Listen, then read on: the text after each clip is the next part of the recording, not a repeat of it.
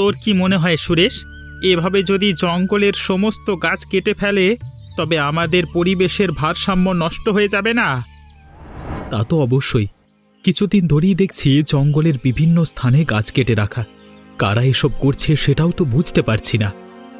হয়তো বনে যারা কাঠ কাটতে আসে তারাই এসব করছে, কিন্তু আমাদের রাজ্যের কাঠুরেরা কি এমনটা করবে? না দেবেশ, এটা কখনোই হবে না। তারা যদি কাঠ নেবার জন্যই গাছগুলো কাটত, তবে তারা সেগুলো জঙ্গলের ভেতরেই ফেলে যেত না। এটা তো ভেবে দেখিনি রে সুরেশ, তুই একদম ঠিক বলেছিস। কিন্তু আমার চিন্তাটা অন্য। এই কাজ যদি তারা না করে তবে করল কে? কে এই বদমাইশগুলো যে আমাদের পরিবেশের ভারসাম্য নষ্ট করছে? একটা কাজ করলে কেমন হয় বলতো সুরেশ? কি কাজ? শিগগির বল রে দেবেশ। চল, আমরা নতুন নতুন কিছু গাছ এখানটায় রোপণ করি। সেগুলো বড় হলে আবারও আমাদের বনের ভেতরটা সুন্দর হয়ে উঠবে। কথাটা তো তুই বেশ বলেছিস দেবেশ। তোর মাথা থেকে এত সুন্দর বুদ্ধি বেরুলো কি করে? আমি কেবল সেটাই ভাবছি। এভাবে বলছিস কেন? আমি কি এতই বোকা? হ্যাঁ, আমার মাথায় কি কোনো বুদ্ধি নেই নাকি? আরে না রে, আমি মজা করছিলাম। চল এবার যাই। কোথায় যাবি? এই যে বললি গাছ রোপণ করবি, সেটারই দেখি কোনো ব্যবস্থা করতে পারি নাকি। ঠিক আছে, চল। মহারাজ, এভাবেই কিন্তু আর চলছে না।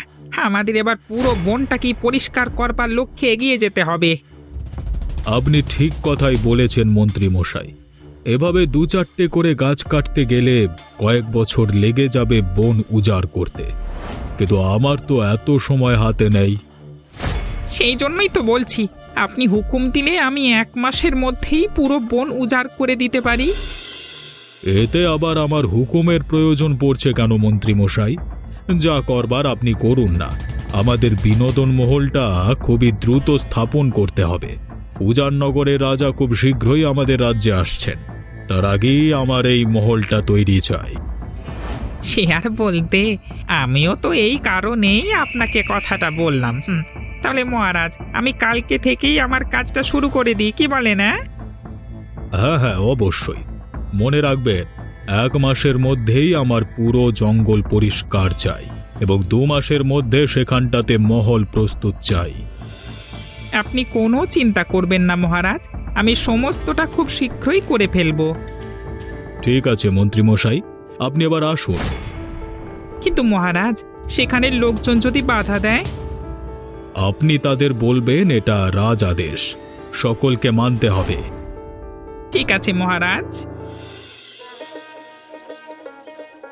বেশ কিছু গাছ রোপণ করা শেষ। এবার বাকি গাছগুলো রোপণ করতে পারলেই চিন্তা শেষ। কিন্তু সুরেশ, এগুলো তো রোজ রোজ জল দিতে হবে, সেগুলো কে করবে? কে আবার? তুই করবি। কেন করবি না? মানে আমি ঘন জঙ্গলের মধ্যে জল পাবো কোথায়? জল আনতে হলে তো আমাকে সেই জলাশয়ের কাছে যেতে হবে, কিংবা আমাদের কুটির থেকে আনতে হবে। হ্যাঁ আনবি, সমস্যা কোথায়? আমি একা একা এসব পারবো না, তোকেও আমার সাথে থাকতে হবে। ঠিক আছে বাবা, ঠিক আছে, আমিও থাকবো তোর সাথে। এবার খুশি তো? কি রে সুরেশ, তোরা এখানে কি করছিস রে?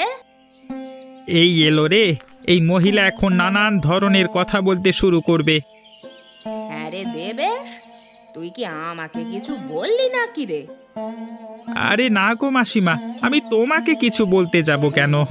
আমি তো সুরেশকে বলছিলাম। মনে হলো আমাকেই কিছু একটা বললি। সে যাকগে।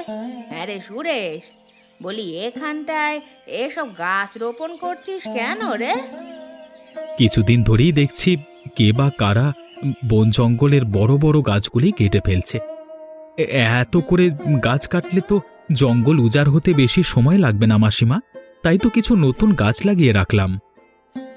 এ বন উজাড় হলে হলো, তাতে এত চিন্তার কি আছে? শুনলি মাসিমার কথা? শুনলি সুরেশ? সে তুমি এসব বুঝবে না মাসিমা। তা এদিকে কেন এসেছো? কেন রে, তোদের কি খুব সমস্যা হয়ে গেল? আমাদের আবার কি সমস্যা হবে? ঠিক আছে, আমি যাই, বুঝলি? বাড়িতে আবার আমার অনেক কাজ পড়ে আছে। শিগগির যাও গো মাসিমা, এখানে দাঁড়িয়ে দাঁড়িয়ে আর সময় নষ্ট করো না। তুই বড্ড বেশি কথা বলিস, বুঝলি? মাসিমা তুমি যাও, আর কথা কানে নিও না। বুঝলি সুরেশ, এই তুই বললি বলে ওই ছোকরাটাকে কিছু বললাম না। ঠিক আছে গো মাসিমা। ওই দেখ সুরেশ, এই জঙ্গলের ভেতর মন্ত্রী মশাই ঘুরে বেড়াচ্ছে। মন্ত্রী মশাই আবার এদিকে কেন আসছে? দেখ তো দেবেশ। তুইও আর মানুষ পেলি না রে সুরেশ, এই মোটা মাথায় এত বিষয় ঢুকবে ভেবেছিস? মানে কি বললি কিছুই তো বুঝতে পারলাম না রে। মানে হলো, আমি কি করে বলবো মন্ত্রী কেন আসছে? আরে যেখানে তুই নিজেই বুঝতে পারছিস না আমি আমি কোন ক্ষেতের মূলো। কোন ক্ষেতের মূলো মানে? এটা আবার কি? এটাও বুঝলি না? আরে মজা করে বললাম আর কি, কথার কথা। তুই পারিসও বটে, কোত্থেকে যে এসব কথা তোর মাথায় আসে আমি বুঝতে পারি না। সুরেশ, মন্ত্রী মশাই মনে হচ্ছে আমাদের কাছে আসছে। কি হয়েছে বলতো? একটু চুপ থাক, দেখি উনি কি বলেন।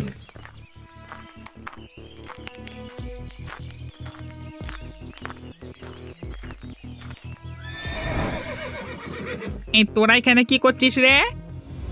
আগে মন্ত্রীমশাই, আমরা তো এখানে নাটক করছি। বলছিলাম যে আপনিও কি আমাদের নাটক দেখবেন? কত বড় সাহস! এই তোর বাড়ি কোথায় রে? তোর বাপ মায়ের নাম কি রে? আমি ভুলটা কি বলেছি বলুন তো? দেখতেই পাচ্ছেন আমরা এখানে দাঁড়িয়ে আছি, আবার জিজ্ঞেস করছেন কেন? তুই তো দেখছি অনেক বেয়াদব। তোর নামে রাজার কাছে যদি না বিচার করি তবে আমিও মন্ত্রী না। দেন না দেন, আপনি সামান্য একজন যুবকের কাছে সম্মান পাননি, সেটা যদি আবার বুক ফুলিয়ে রাজাকে বলতে চান তাহলে বলতেই পারেন, আমার কোনো অসুবিধে নেই। এসব কি করছিস সুরেশ? একটু চুপ কর না তুই। আর মন্ত্রী মশাই, এই গহীন জঙ্গলে একা একা এলেন যে, ভয় করলো না? ভয় ভয় কেন করবে? আর আমি তো প্রায় এখানে আসি। বলছেন কি? তার মানে আপনি সেই লোক যাকে আমরা খুঁজছি? কি কি কি বলতে চাস? কি কি কি চাচ্ছিসটা কি বলতে? কিছু না মন্ত্রী মশাই, জলদস্যু, ভূমিদস্যু, এমনকি ডাকাতও দেখেছি অনেক, এই প্রথম গাছদস্যু দেখলাম তো, তাই একটু অবাক লাগছে। তোদের আমি দিয়ে খেয়ে নেবো ছোকরা। তুই এসব কি করলি সুরেশ? এর পরিণাম কিন্তু ভালো হবে না, জানিস তো? আমাদের জঙ্গল উজাড় করবে আর আমরা বসে বসে দেখব? কি করবে সেটা আমিও দেখে নেব। কিন্তু সুরেশ, এই মন্ত্রীকে তো তুই জানিসই। দেখ না রাজাকে গিয়ে আবার কি বলে। দেবেশ, এসবকে ভয় পাস না। কি ব্যাপার মন্ত্রী মশাই, আপনি ওভাবে ওখানটাতে দাঁড়িয়ে আছেন কেন? আর আপনাকে দেখে এমনই বা লাগছে কেন? সামান্য একজন প্রজা হয়ে আমাকে এই রাজ্যের মন্ত্রীকে অপমান করছে, আমি কিভাবে সহ্য করব মহারাজ? আপনাকে অপমান করেছে? কিন্তু কে আপনাকে অপমান করলো? বলি, কার এমন দুঃসাহস হলো? ছেলেটাকে আমি চিনি না মহারাজ, তবে ছেলেটাকে দেখে ভীষণ সাহসী মনে হলো। একজন সামান্য প্রজা হয়ে এমন সাহস পেল কোথায়? আমি কেবল সেটাই ভাবছি। কি ঘটেছে আপনার সাথে? যদি সেটা পরিষ্কার করে বলতেন তবে আমাদের বিষয়টা বুঝতে কিছুটা সুবিধে হতো। মহারানী, আমি দক্ষিণের জঙ্গলে গিয়েছিলাম গাছ কাটবার উদ্দেশ্যে। সেখানে গিয়েই এমন খারাপ পরিস্থিতির শিকার হতে হলো আমাকে। জঙ্গলের গাছ কাটবেন? কিন্তু কেন? আপনার মনে এমন একটা ঘৃণ্য কাজ করার ইচ্ছেই বা জাগলো কেন? ক্ষমা করবেন মহারানী, মহারাজের হুকুম পালন করতে গেছিলাম আমি। এইটা আমার নিজের ইচ্ছে ছিল না। মহারাজের হুকুম? কিন্তু মহারাজ, আপনি এমন একটা কাজ কেন করতে বলেছেন? রাজ্যের সৌন্দর্য ও ভারসাম্য রক্ষা করে এই বন জঙ্গল, আপনি সেগুলো কেন নষ্ট করতে চাইছেন? এসবের মধ্যে তোমার কথা না বললেও চলবে রানী। রাজ্যের ভালোর জন্য কি করতে হবে না হবে সেসব আমি বুঝবো। কিন্তু মহারাজ, আমি এই রাজ্যের রানী, আমারও কিছু ব্যক্তিগত মতামত আছে, আমাকে আপনি অবজ্ঞা করতে পারেন না। আমি বললাম তো, এ বিষয়ে তুমি কোনো কথা বলবে না। মহারাজ, ওই ছেলে দুটোকে কি করবেন? ওদের কিন্তু কঠিন শাস্তির বিধান দিতে হবেই হবে। বললাম তো, এ বিষয়ে আপনার সাথে আমি পরে কথা বলছি, আপনি এখন আসুন। জি মহারাজ। এসব তুই কি শুরু করেছিস সুরেশ? আজ রাজপ্রাসাদে তোকে নিয়ে আলোচনা হতে শুনলাম।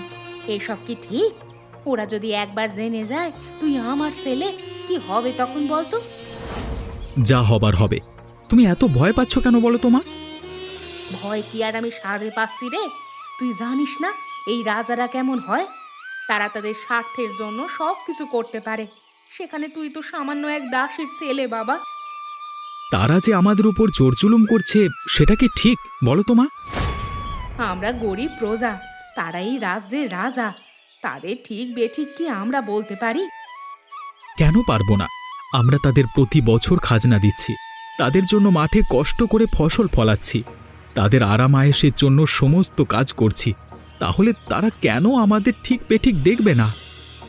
যুগ যুগ ধরে যে এসবই হয়ে আসছে রে বাবা, এসব বলে কোনো লাভই হবে না। তোর ছেলেটাকে একটু ভালো করে বুঝা রে রাধা।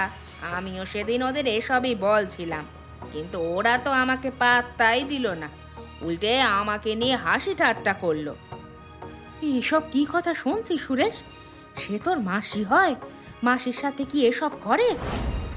সুরেশের সাথে জুটেছিল ওই হতচ্ছাড়া দেবেশটাও, দুটোতে মিলে আমাকে যা নয় তাই বলল। তুমি যে প্রথমে আমাদের খুঁচিয়ে খুঁচিয়ে যা তা বলছিলে, তার বেলায় কিছু হয় না বুঝি, তাই না মাসি? শুনলি রাধা, শুনলি? তোর সামনেই তোর ছেলে আমার সাথে কিভাবে কথা বলছে শুনলি? আহ সুরেশ, একটু চুপ কর না। তুই কেন এমন করিস রে বাবা? এত বড় হয়ে গেলি, তবুও তোর ছেলে মানুষই গেল না। মাকে কি একটু শান্তিতে থাকতে দিবি নে? এসব বলে কিছুই হবে না রে। তোর ছেলেটা উচ্ছন্নে চলে গেছে, আর ফেরাতে পারবি না। বেশ হয়েছে, তুমি তো ভীষণ খুশি তাই না মাসি? এই সুরেশ, শিগগির চল, এই জঙ্গলের ভেতরে মন্ত্রী এসে হানা দিয়েছে রে। বলিস কি রে দেবেশ? চল চল শিগগিরই চল। ওরা যা খুশি করুক, তুই ওদিকে যাস নে সুরেশ। আমাদের নিজেদের সম্পদ ওই জঙ্গল, ওই জঙ্গলকে রক্ষা করবার দায়িত্ব কিন্তু আমাদেরই মা। আমি তোর ছেলের এই কথাটায় সায় দিলাম রে রাধা। ঠিকই তো, আমাদের জঙ্গলের ভেতর তারা কেন ওদের আস্তানা করবে? আমি আসছি মা।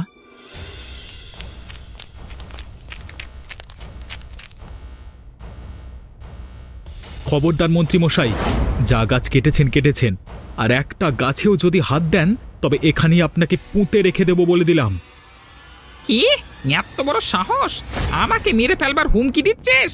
পরিণাম কি হতে পারে তুই জানিস? পরিণাম যা হবার হবে আমি দেখে নেব, কিন্তু এখন আপনি আর একটা গাছেও হাত রাখবেন না। এই দেখ, এই যে আবার একটা কাজ কেটে ফেললাম, কি করবি তুই?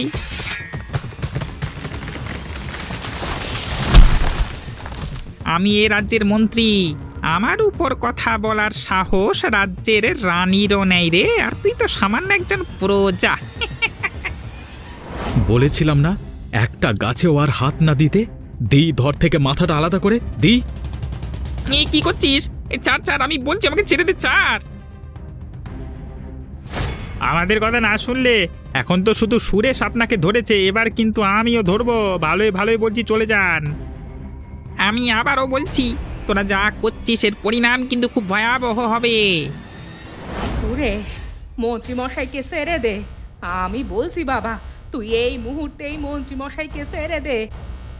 তুই সুরেশকে বাধা দিচ্ছিস কেন রে রাধা? সে ভুল কি করেছে শুনি? মন্ত্রী মশাই, আপনি ফিরে যান। রাজাকে গিয়ে বলুন আমাদের জায়গায় আমরা কোনো বাইজিখানা, মদের ঠেক বানাতে দেব না। ও আচ্ছা, সুরেশ তাহলে তোর ছেলে, তাই না রে রাধা? ঠিক আছে, আমি চলে যাচ্ছি, কিন্তু এর পরিণাম কি হবে তার জন্য এবার একটু প্রস্তুত থাকিস। ক্ষমা করবেন মন্ত্রী মশাই, আমি সুরেশকে ভালোভাবে বুঝাবো, সে আর এসব করবে না। এবারের জন্য ক্ষমা করুন। তুমি ওই বদমাইশ মন্ত্রীর কাছে ক্ষমা চাইবে না মা। আমি আমার কাজের জন্য মোটেও ক্ষমা প্রার্থনা করছি না। ঠিক আছে, আমিও এর শেষ দেখে ছাড়বো। যা খুশি করুন, আমার কোনো ভয় নেই।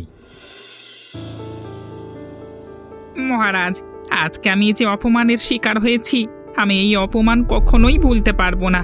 আর আপনাকে একটা বিহিত করতেই হবে। কি হয়েছে আগে সেটা তো বলুন, তারপর দেখছি কি করা যায়। আজকে ওই সুরেশ আমার গলায় ছুরি ধরেছে। হ্যাঁ, আমি গাছ কাটলে আমাকে সেখানেই পুঁতে রেখে দেবে এরকম শাসিয়েছে। এ অপমান আমি কিচ্ছুতেই সহ্য করব না। বলছেন কি মন্ত্রী মশাই, সুরেশের এমন সাহস হলো কি করে? সে আমার আদেশ অমান্য করে আমার মন্ত্রীকে মেরে ফেলবার হুমকি দেয়। শুধু এটাই না মহারাজ, আপনি এটা জেনে আরো অবাক হবেন যে এই সুরেশই হচ্ছে রাধার ছেলে। রাধা? রানীর বিশ্বস্ত দাসী রাধার ছেলে এই সুরেশ? জি মহারাজ, এই রাধাই সুরেশের মা। আর এর জন্যই হয়তো এই ছেলেটি এত সাহস জুগিয়েছে মনের মধ্যে। এমন ধৃষ্টতা আমি তো কিছুতেই মেনে নেব না মন্ত্রী মশাই। আমি এর শেষ দেখে তবেই ছাড়ব। আপনি এর বিহিত না করলে আমিও যে আর আপনার সাথে থাকবো না মহারাজ। হ্যাঁ, এমন অপমান আমি কিচ্ছুতেই সইতে পারছি না। শান্ত হন মন্ত্রী মশাই, আমি দেখছি বিষয়টা। একটু ধৈর্য রাখুন দয়া করে।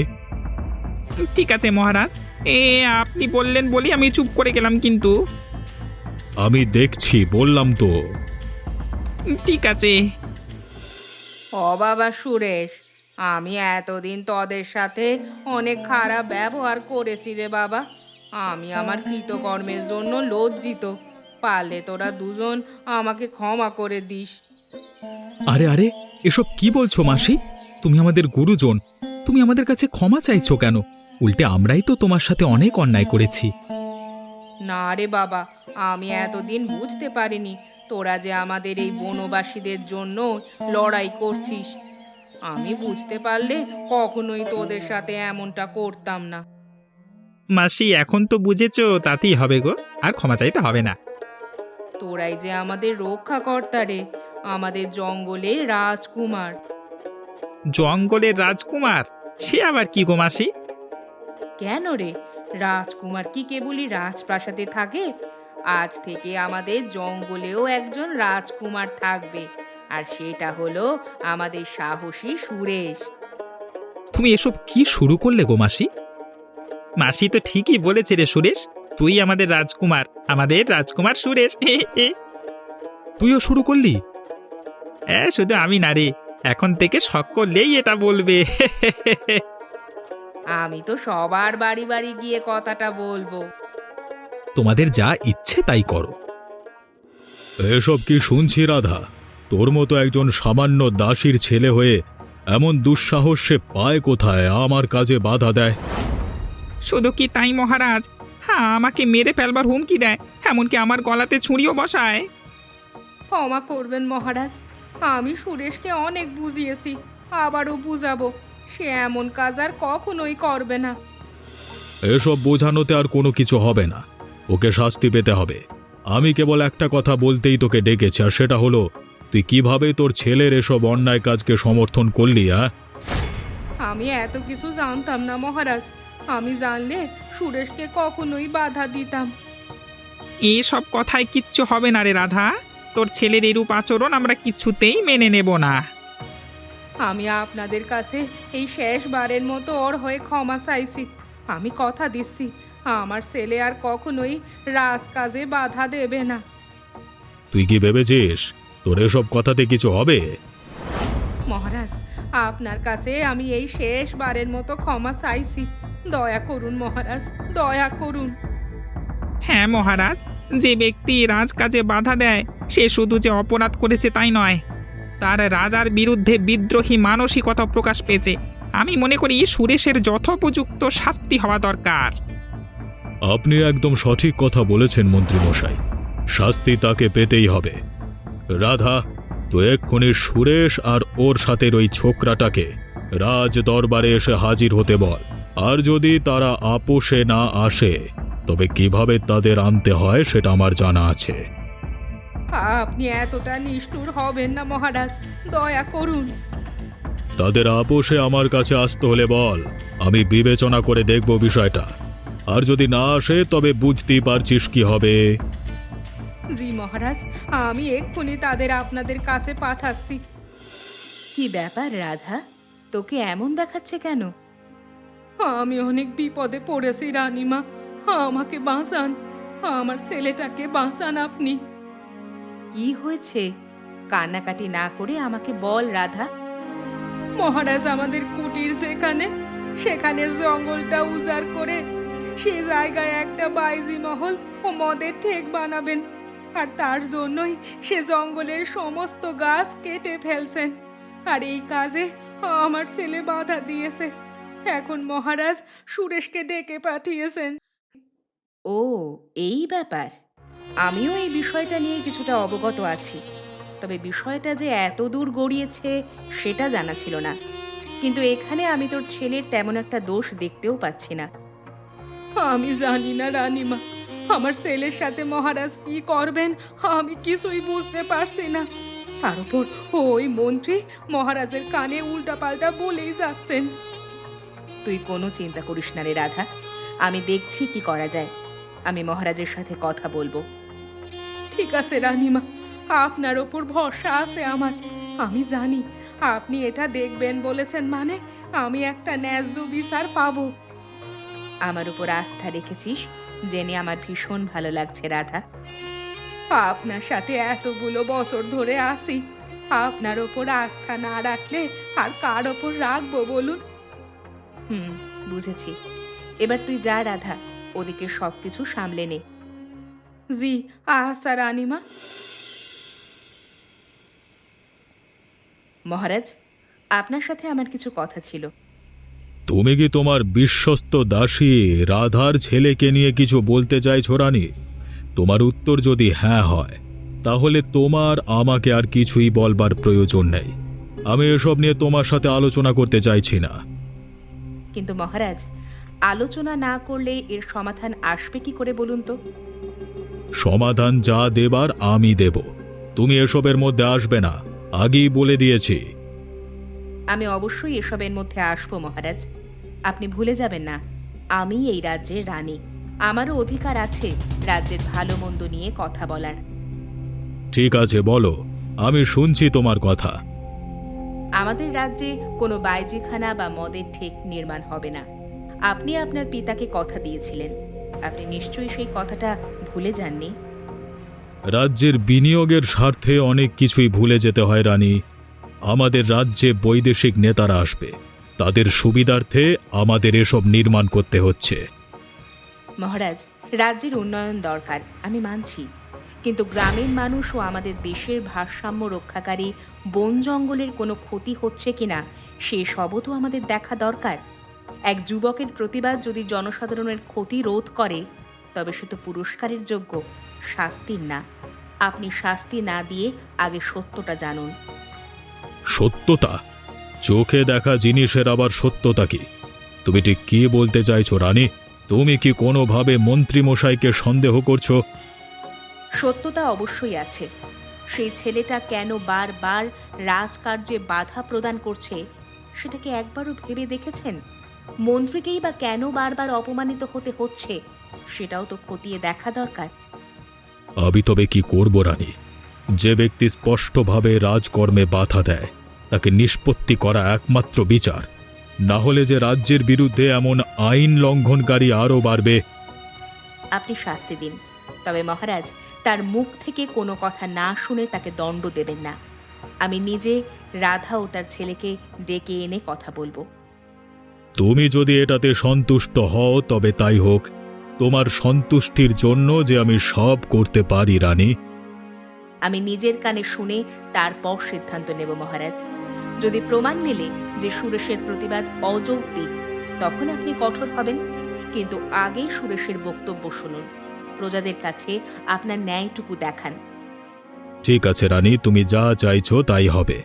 তুমি রাধা এবং সুরেশকে আনবার ব্যবস্থা করো, আমি তাদের সব কথা শুনব। কিন্তু মনে রেখো, যদি কারোর পক্ষ থেকে রাজদ্রোহের ছোঁয়া পাও তখন কঠোরতা অবশ্যম্ভাবী। ধন্যবাদ মহারাজ, আমি সত্য খুঁজে এনে আপনার সামনে উপস্থাপন করব। এরপর আপনি যা ভালো মনে করেন করবেন। ঠিক আছে সুরেশ, তুমি কি বলো? তুমি কি সত্যিই রাজ্যের নির্দেশ ভেঙে দিয়ে গাছ কাটতে বাধা দিয়েছিলে?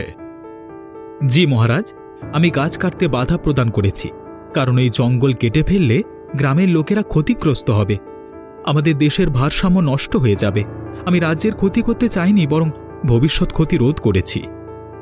তো কেসব রোধকে করতে বলেছে? হ্যাঁ, রাজ্যের নির্দেশ মানা প্রত্যেক নাগরিকের কর্তব্য। হ্যাঁ, তুই কি নিজের ইচ্ছে থেকে রাজ্যের শাসন ভঙ্গ করবি? আমি আপনাকে অনেকবার বোঝানোর চেষ্টা করেছিলাম মন্ত্রীমশাই, আপনি আমার কোনো কথাই শোনেননি। উল্টে আমাকে নানানভাবে অপমান করেছেন, আর তাই আমি বাধ্য হয়ে আপনাকে বাধা প্রদান করেছিলাম। তুই চুপ কর সুরেশ, চুপচাপ নিজের ভুলটা স্বীকার করে নে বাবা। কিন্তু মা, আমি তো কোনো অন্যায় করিনি, তাহলে কিসের ভুল স্বীকার করব? শুনলেন মহারাজ, শুনলেন আপনার সামনে কিভাবে কথা বলছে? শুনলেন? আপনি এবার নিজেই বিবেচনা করুন এই ছোকরা কতটা পেয়াদব হতে পারে। আপনি একটু শান্ত থাকুন মন্ত্রীমশাই, আমরা তো এখানে উপস্থিত আছি নাকি? মহারাজ, আমি বলছি, আমার ছেলে সৎ মনে থেকেই কাজটা করেছে। সুরেশ নিজের লাভের আশায় এসব করছে না। সে প্রতিনিয়ত দেখেছে কিভাবে আমাদের কুটিরের লোকেরা সেই জঙ্গলের ওপর নির্ভর করে জীবিকা নির্বাহ করে। ওই জঙ্গল, ওই গাছগুলোই যে আমাদের সম্বল মহারাজ। রাজ্যের উন্নয়ন হলে সে সমস্ত জনগণের একটা বিশাল অংশ কাজ পেয়ে যেত, সেটাকে একবারও ভেবে দেখেছ? মহারাজ, এখানে আমি সুরেশের কোনো ভুল দেখছি না। আমিও চাই আমাদের রাজ্যের অরণ্যগুলো অক্ষত থাকুক, সেগুলোই আমাদের সৌন্দর্য বৃদ্ধি করে। তাছাড়া সেখানে কত ধরনের পশু পাখির বাস, সেগুলোও যে ধ্বংস হয়ে যাবে। কিন্তু মহারানী, আপনাকে চুপ থাকতে বলেছি তো মন্ত্রীমশাই, আপনি বরং সেটাই করুন। তোমরা এবার একটু শান্ত হও। আমি তোমাদের সবার কথা শুনেছি এবং বুঝেওছি। সুরেশ, আমি তোমার কথা মেনে নিলাম। ওই অরণ্য ধ্বংস করে আমি কোনো মহল তুলছি না। তোমরা এভাবে নিশ্চিন্তে থাকতে পারো এরপর। আপনাকে অসংখ্য ধন্যবাদ মহারাজ। আপনার উপর আমাদের যে আস্থা ছিল, আপনি তা নষ্ট করেননি। আপনার মতো রাজা পেয়ে আমরা ভীষণ আনন্দিত। কিন্তু মহারাজ। আপনি একটু শান্ত থাকুন মন্ত্রীমশাই, আমি সবটা দেখছি। এবার তোমরা যেতে পারো। ওরে রাধা, এসব কি অসাধ্য সাধন করলো রে তোর ছেলে! আমি যে বিশ্বাসই করতে পারছি না রে। সোজা মহারাজের মুখোমুখি হয়ে কথা বললো, যেটা আমার কল্পনাতেই আনতে পারি নে। আমিও যে পুরো বিষয়টাতে এখনো বিশ্বাস করতে পারছি না গো দিদি। নিজের চোখে সবটা দেখলাম, তবুও কেমন যেন অবিশ্বাস্য লাগছে গো। সুরেশকে জঙ্গলের রাজকুমার নামটা দিয়ে কোনো ভুল করিনি তাহলে বল? তুমি একদম ঠিক নামই দিয়েছিলে গো মাসি। নামের সাথে কাজ কেমন করে মিলে গেল দেখো। তাই তো দেখছি রে, তবুও তুই কিছু কম যাসনে। তোকেও অনেক ধন্যবাদ রে দেবেশ। আরে হয়েছে হয়েছে, তোমরা এবার থামো তো। কি এমন কাজ করেছি আমি, যার জন্য তোমরা এত উঁচুতে নিয়ে যাচ্ছ আমাকে? তুই যা করেছিস, তোর মা হতে পেরে এখন আমার ভীষণ গর্ব হচ্ছে রে। আরে হয়েছে হয়েছে, দুদিন আগেও তো বকাবকি করলে এসব নিয়ে, আজকে আবার গর্ব হচ্ছে। সে কি আর সাধে করেছিলাম রে বাবা, মায়ের মন বুঝবি কি করে? আচ্ছা আচ্ছা, হয়েছে, বাদ দাও তো এসব। এবার একটা বড় সড়ো খাওয়া দাওয়ার আয়োজন করো তো মাসি। এত বড় একটা অসাধ্য সাধন হলো, খাওয়া ছাড়া কি জমে? ঠিক আছে ঠিক আছে, আমি সব ব্যবস্থা করছি। হ্যাঁ, এই না হলে আমাদের মাসি।